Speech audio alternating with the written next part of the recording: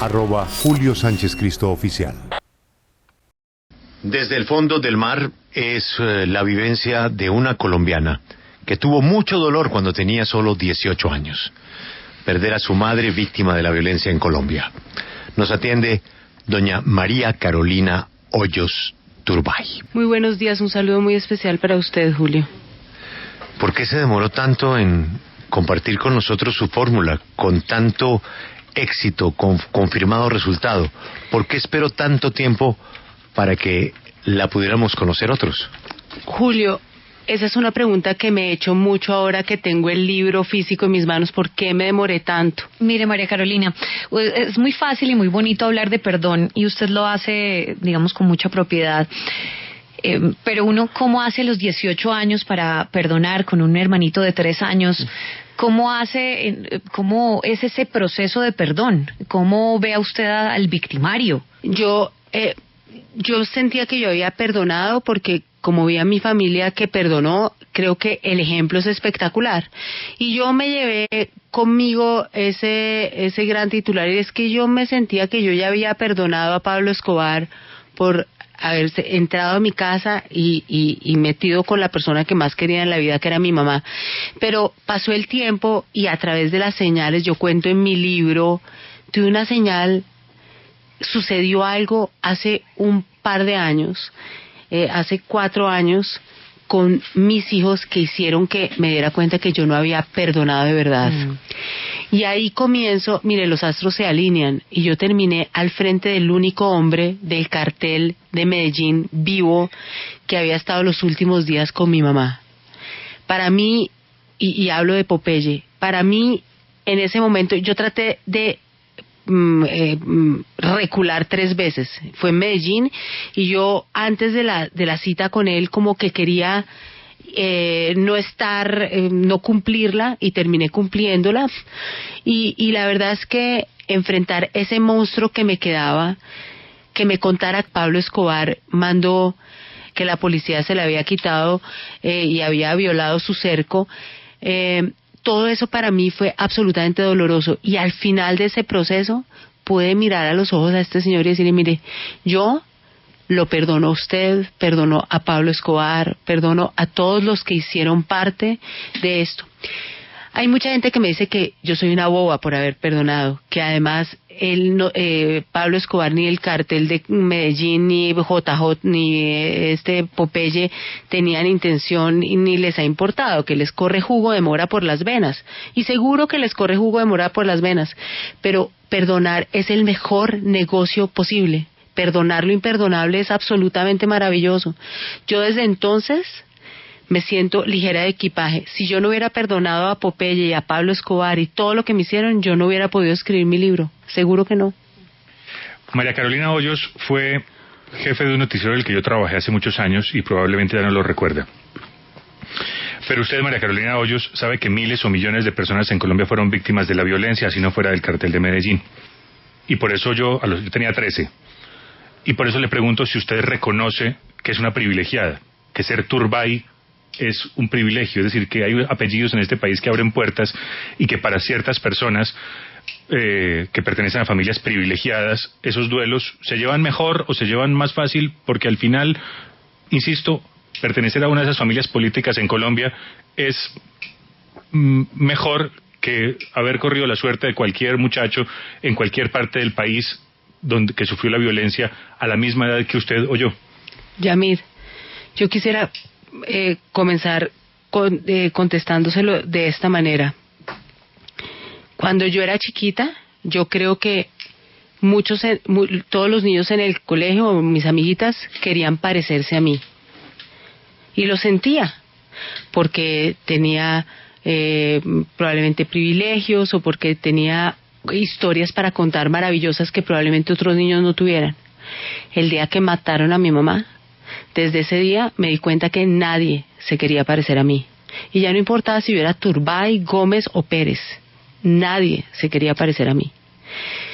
Y con esto le digo que no importa qué apellido tenga, el dolor que uno siente, eso nos puede conectar a usted y a mí. y a mucha gente que nos está oyendo que también ha pasado por las mismas. Pero le voy a decir de otra manera. Yo no escogí mi familia, pero mejor no me pudieron poner en la mejor familia. Pero no por ser Turbay, sino porque me dieron unas lecciones de vida, de tolerancia. Mi abuelo se fue a la tumba sin nunca yo oírle una palabra negativa en contra de lo que había sucedido, ni quejarse. Y esa entereza, ese ejemplo, me sirvió realmente como un aliciente para poder seguir adelante, porque uno le carga mucho rabia y dolor a la vida de por qué nos pasó lo que nos pasó.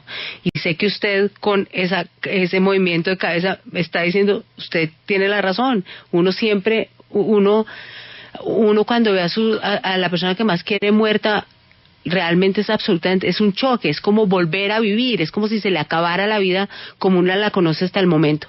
Para finalizar, cuando yo soy la nieta mayor y yo me fui a vivir con mi abuela Nidia y mi abuelo Julio César al palacio, era el Palacio de San Carlos, cuando mi abuelo fue elegido presidente y se posesionó.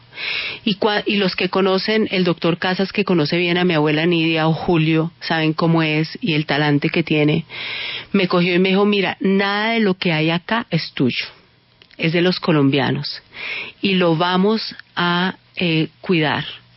Y tú vas a ser ejemplar, y vas a ser ejemplar como hablas, lo que dices. Era una responsabilidad muy grande. Y sabe, Yamit, lo que yo todos los días, o la primera Navidad, le pedí en una carta al Niño Dios.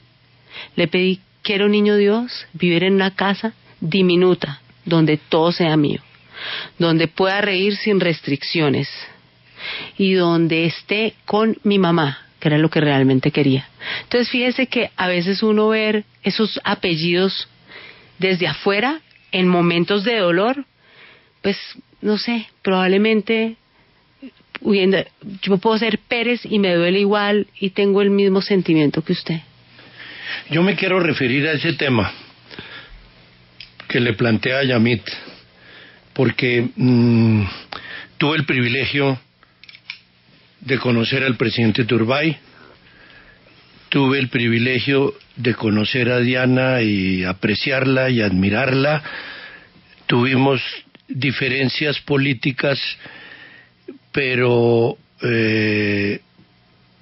la admiraba profundamente por algo que usted ya dijo, y era el afecto especialísimo que le tenía a su padre y cómo dedicó su vida a servirle a él para cumplir con su responsabilidad de ser generosa con los colombianos, por lo que usted acaba de explicar. A diferencia de lo que piensa Yamit, yo creo que es más duro tener que cargar con el apellido de dirigentes políticos que han enfrentado situaciones muy delicadas en el manejo de los asuntos públicos.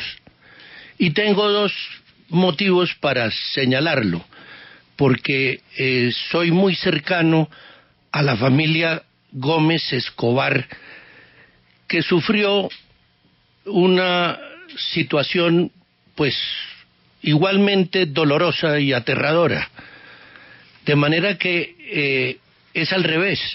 Me parece que los Turbay y los Gómez, para solo referirme a unas familias que teniendo tanta influencia han sufrido montones, yo diría que más que los colombianos, que han sufrido problemas similares a los que ese par de familias tuvieron que enfrentar. Y porque recuerdo perfectamente cuando asesinaron a Diana, porque yo era ministro de Comunicaciones y naturalmente hubo que interrumpir el trabajo que yo en ese momento desempeñaba, porque fuimos informados de que se había recuperado a Diana y gozamos enormemente con Mauricio Vargas, que fue mi sucesor y que era miembro del Consejo Nacional de Televisión, y por supuesto el dolor fue doble al saber que la noticia era exactamente al revés. Y porque a mi señora le tocó manejar la información con doña Nidia de la situación que afrontaba en ese momento y fue la que le tuvo que llevar al lugar de los hechos. De manera que me siento con la autoridad para coadyuvar lo que ya usted insinúa, pero que quiero aclarar con toda precisión, y es que ese, entre comillas, privilegio es al revés, es una carga, y que para efectos de lo que es el tema del día, el dolor, yo sí creo que el ejemplo que dio el presidente Turbay en el momento en que tuvo que enfrentar el dolor más grande que le podía a él afectar, que era el asesinato de su hija, a quien él adoraba por encima de todo el mundo, al punto que se decía que la persona de mayor influencia con él era ella. Se decía con humor que era el hombre fuerte del gobierno, Diana Turbay. Entonces, por eso quiero que usted le diga a la audiencia cuál es el impacto que tuvo, el ejemplo que su abuelo y su abuela tuvieron para manejar este tema del dolor que es el del día. Doctor Casas, infinitas gracias por sus palabras. Y además, antes de eso, permítame hablar de María Emma. María Emma, hace poco la veía el día de la implosión del edificio Mónaco en Medellín, ese edificio emblemático de Pablo Escobar, y yo decía, esta es una diosidencia, que tú y yo estemos acá y nos podamos dar un abrazo, porque ella fue una persona muy cercana y que además se quiso mucho con mi madre, pero realmente usted cuenta un momento de los más duros y fue el momento en que ella le contó a mis abuelos que mi mamá había muerto. Ese es un recuerdo que mi abuela Nidia se lo llevará hasta su tumba y lo repite con mucha frecuencia. Yo creo que la mejor educación es a través del ejemplo. Yo perdoné, no por sentirme la Madre Teresa de Calcuta, hoy en día creo que fue el mejor de los negocios, hoy me siento distinta, hoy duermo distinto, pero en su momento lo hice porque sentía que algo más me faltaba, me pasó algo con mis hijos que espero que lo puedan leer en mi libro, pero también porque venía de un ejemplo de mis abuelos. Mis abuelos manejaron con mucho decoro su dolor y hasta el final han manejado esta tristeza profunda de perder a su hija y además una hija con unas condiciones muy especiales y muy cercanas a ellos de manera muy tranquila, muy ejemplar para nosotros. Vuelvo y le digo, yo sentí que había perdonado desde el primer día porque en mi casa jamás se oyó una palabra dura contra ninguno de los que participaron de cualquier manera en lo que sucedió, porque usted sabe, usted se acuerda del momento político que vivíamos en Colombia y de todas esas condiciones particulares que rodearon el rescate de mi madre después y pues que terminó con la muerte de ella. Y primero, porque no fue fácil el proceso de uno enfrentar sus monstruos, sus dolores, sus tristezas, es muy difícil. Yo en ese proceso abandoné muchas veces mi computador y lo cerré diciendo, no quiero seguir. Segundo, cada palabra, cada frase que escribía me sentía como, perdóneme la palabra, la expresión, pero como empelotándome. Y eso cuesta trabajo.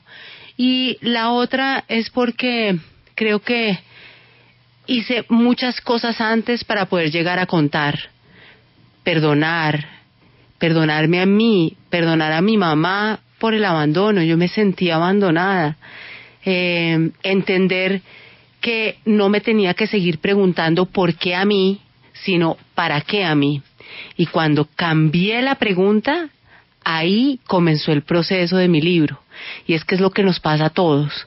Cuando tenemos un golpe muy fuerte, un tsunami, no nos preguntamos para qué nos suceden las cosas, sino por qué a nosotros. María Carolina, dentro del libro hay una realidad, y es que usted va hilando cada una de las historias y su relato personal con su pasión, que es el buceo. ¿Por qué razón el buceo se convierte en una pieza clave para entenderse a usted, para entender lo que le ha tocado vivir? Yo digo que a mí me prepararon para lo que yo tenía que vivir. Mire, a los 14 años, en unas vacaciones, mi papá dijo, nos íbamos a ir a la costa, y dijo, esta muchachita va a empezar a salir a rumbear por las noches a la playa a tomar, vamos. A mí me han hablado del cuento del buceo, que el buceo es un deporte que los hace acostar temprano, no pueden tomar trago, no puede todo. Me metieron al cuento del buceo, pero nunca se imaginó mi papá que realmente no me estaba protegiendo de las fiestas, de las rumbas en la playa por las noches, sino me está dando las mejores herramientas posibles. Y es que fíjese, Juan Pablo, usted que es buzo también y que ha buceado, está debajo del mar, sabe, estas señales son las mismas señales que uno necesita para la vida. ¿Qué es lo primero que uno hace o lo que más repite debajo del agua entre usted y su compañero, su buddy? ¿Todo está bien? Y eso es lo que nos tenemos que preguntar todo el día. ¿Estamos bien? Pero también contestarnos, todo está bien. Porque siempre uno puede ver el vaso medio lleno o medio vacío. Es mi pasión y quise mostrarle a mis lectores cómo a través de una pasión he encontrado las mejores fórmulas para solucionar mis problemas. Yo no tengo mi vida resuelta, no la tengo. Pero lo que sí resolví es no detenerme en el dolor nunca. Usted acaba de decir que usted en un momento culpó a su mamá. ¿Usted nos podría explicar cómo, siendo usted víctima, pero Diana, la mayor víctima, en algún momento para usted tenía la culpa por haberla abandonado? Julio, hoy lo puedo decir, pero me costó mucho trabajo, inclusive hasta reconocerlo. Yo vengo de una familia política, he tenido la fortuna de crecer al lado de gente mayor y de estar rodeada pues de una familia que hacía que yo desde kindergarten me diera cuenta que yo no era normal y siempre traté de ser normal, pero y anhelaba ser normal, pero me di cuenta que no era. Y una de las cosas que pasaba era que mis amiguitas hablaban de la mamá que les cosía el dobladillo, y yo llegaba a mi casa y probablemente mi mamá no estaba cosiéndome el dobladillo. Usted la conoció, ella fue periodista, trabajó de sol a sol, tenía una pasión enorme, tenía una conexión con su papá que hizo que se volviera la mujer más cercana a su papá, y la verdad es que todo eso hizo que inclusive yo me sintiera abandonada antes de su muerte. No entendí nada de esto y hoy se lo puedo decir a usted mirándolo a los ojos, pero me costó mucho trabajo entender que además mi mamá se había ido, era la mayor víctima de todas, y pues yo además le cargaba un dolor en el alma. Pero es así, definitivamente cuando uno identifica, saca de lo profundo del mar estos dolores, estas tristezas que uno tiene sin culparlas, empieza el momento de la solución, de uno salir a flote. María Carolina, cuenta usted en su libro que precisamente por ese vacío de mamá que vivió, usted encontró un mecanismo para hablar con ella, y era escribiéndose. Ustedes hablaban a través de cartas.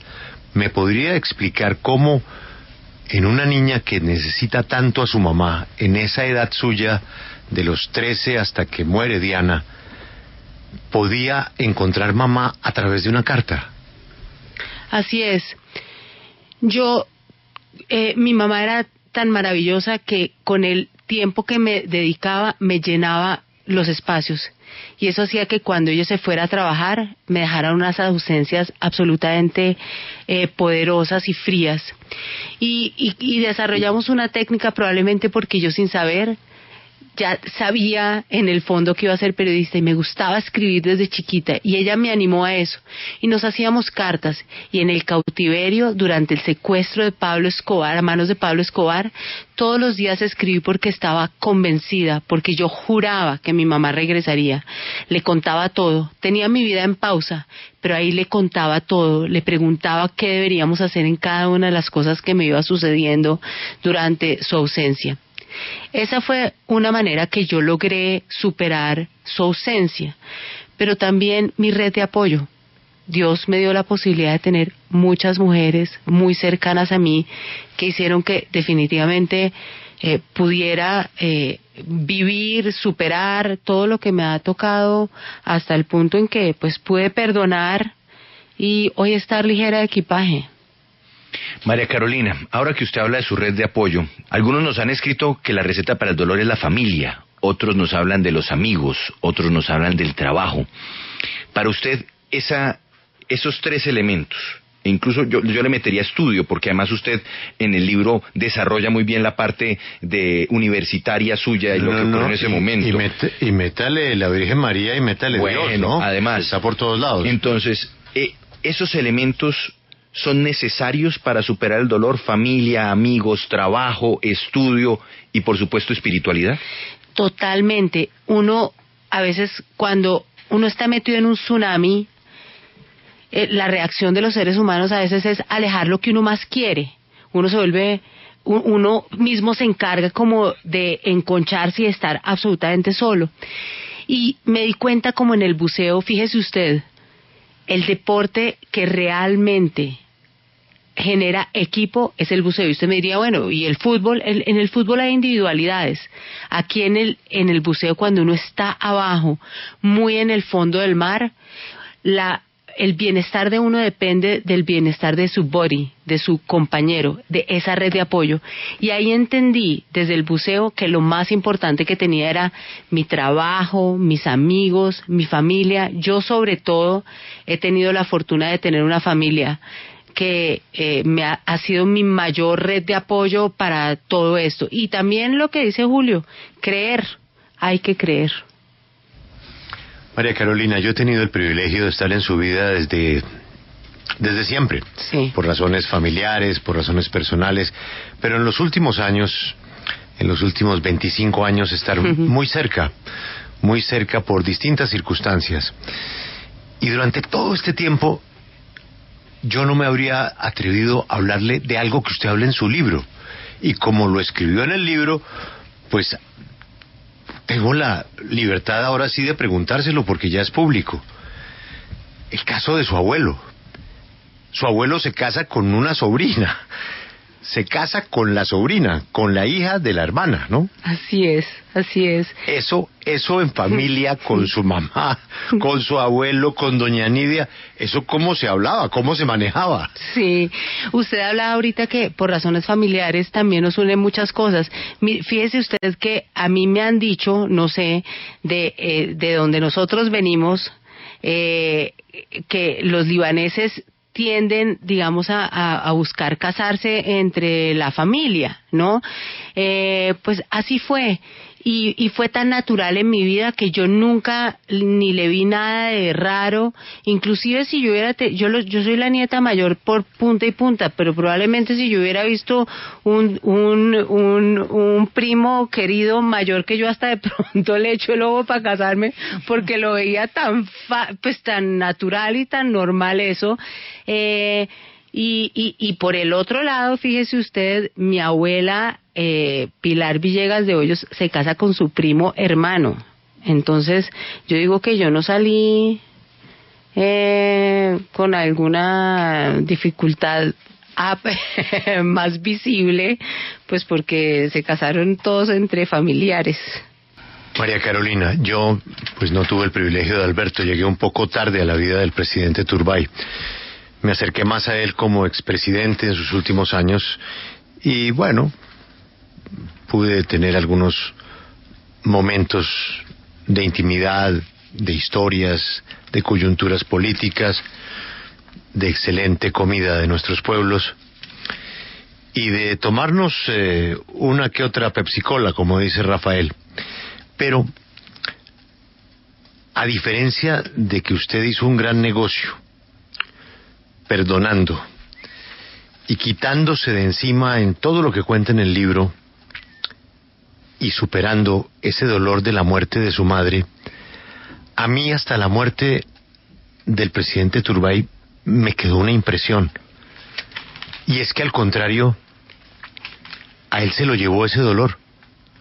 Quería preguntarle, ¿usted intentó con él que superara como usted lo logró el dolor de la muerte de Diana? Porque a mí me quedó el sabor de que él se fue con Diana.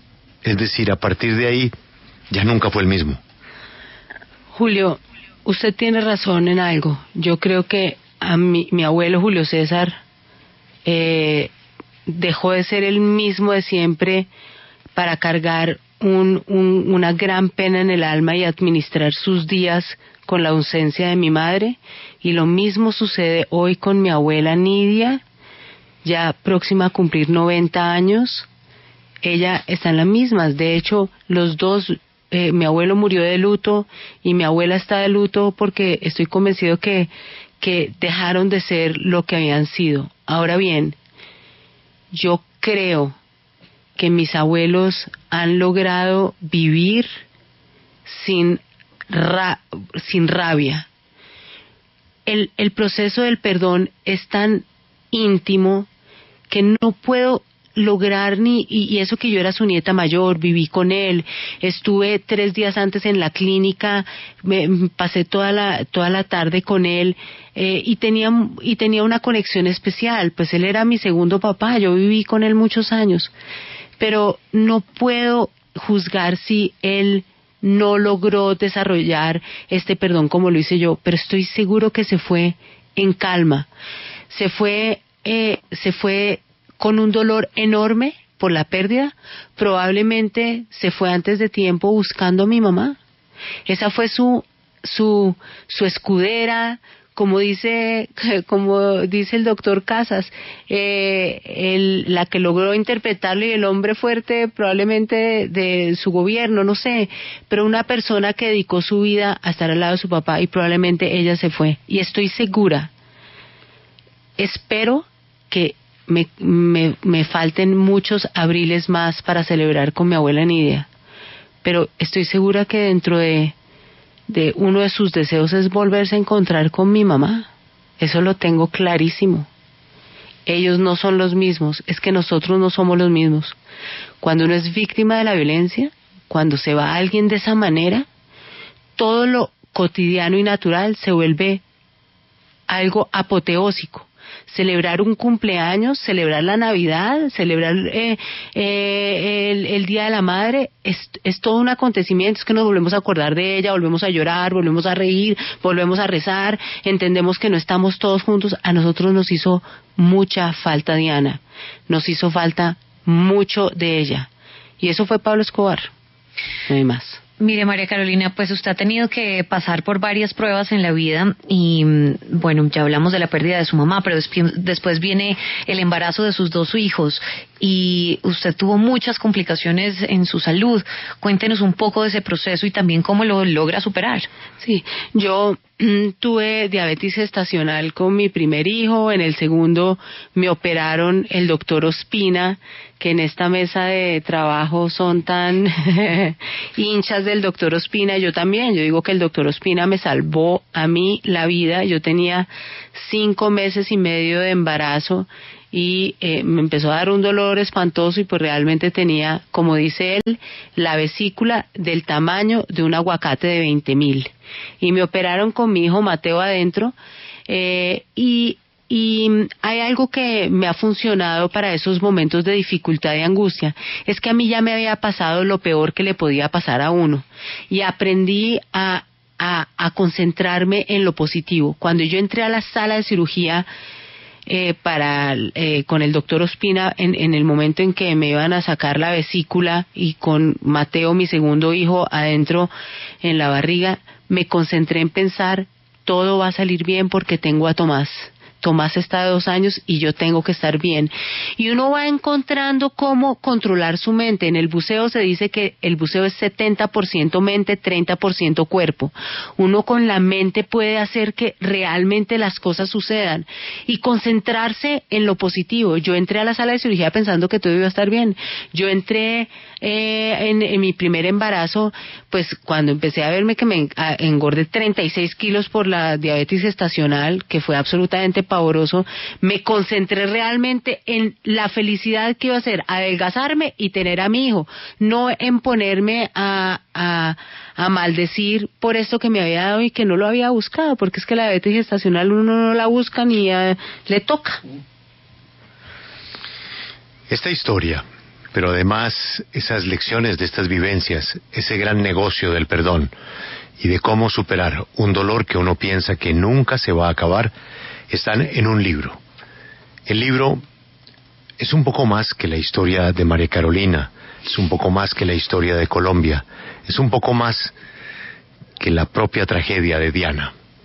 El libro es cómo encontrar el dolor haciendo un viaje hacia el fondo del mar. María Carolina, gracias por atendernos. Nos vamos para la Librería Nacional a regalar, a vender y a firmar muchos libros. Yo tengo una última inquietud. Tiene que ver con su vida profesional, en donde usted pues ha hecho lo que ha querido, ha pasado por las posiciones que ha deseado, ha estudiado y se ha actualizado en lo que le gusta. Es una experta en nuevas tecnologías. Ha estado vinculada a la televisión desde su nacimiento y en las últimas, diría yo, en los últimos años ha estado muy vinculada al Ministerio de las Telecomunicaciones. Y yo siempre he creído que la mejor ministra de Comunicaciones que hemos podido tener habría sido usted. Sin embargo, usted, como buena Turbay, entiende que eso no depende de sus calificaciones, sino del momento, de quienes estén en la fila, de cómo quedan los pesos y los contrapesos. Y usted entonces decide hacer una pausa. Le ofrecieron muchos puestos, no aceptó ninguno. Aceptó tal vez el puesto que estaba en su corazón, el de quedarse en la fundación de su abuela, que hacía parte de la causa de ella, de su madre y de su familia. Ese mecanismo para ayudar a tanta y tanta gente, que era y sigue siendo la misión de doña Nidia. A la luz de los hechos, esta transición a esta pausa de vida, que estoy seguro será una simple pausa, ¿cómo se ha sentido? ¿Le ha hecho falta la adrenalina del servicio público, del compromiso, del día a día del trabajo, en una misión tan bella como es la de ayudar? Julio, primero, yo creo que lo mejor es lo que sucede. Y a mí siempre la vida me pone ángeles para mostrarme el camino. Esa era la máxima de la mamá de García Márquez. Lo mejor es lo que sucede. Lo que pasó. Claro, total. Y parte de eso, a pesar de mí, he tomado las mejores decisiones. Y a pesar de mí, digo, porque no sé si es, yo no revelo mucho eso, pero usted ha sido un ángel en mi vida. Y a pesar de mí es que usted ha existido y muchas veces, desde que yo era muy pequeña, me mostró el camino. Estoy haciendo más que una pausa, estoy construyendo a través de dos cosas. Estoy tratándome de ganar el cielo dando. Y me ha servido mucho esto de dar a través de la Fundación Solidaridad por Colombia. Ahora estamos con Richard Branson y lo de Venezuela. Hemos entregado más de 811,000 ayudas a colombianos. Es realmente espectacular. Y estoy tratándome de ganar la vida. Así me gano el cielo. Pero estoy tratando de ganar la vida con eso que usted decía, que son las nuevas tecnologías y la transformación digital. Y estoy feliz. Me di cuenta que tengo un campo enorme de posibilidades y de trabajo, y me siento útil, y eso me tiene muy contenta. ¿Hasta cuándo? No tengo ni idea, pero la verdad es que cada vez confío más en que Dios me pone al frente primero las personas que necesito para que me digan lo que necesito en el momento en que necesito, y segundo, Dios me pone al frente los desafíos que yo debo afrontar. Esta es la historia de María Carolina Hoyos. Acompáñenos en el canal de YouTube @Julio Sánchez Cristo Oficial.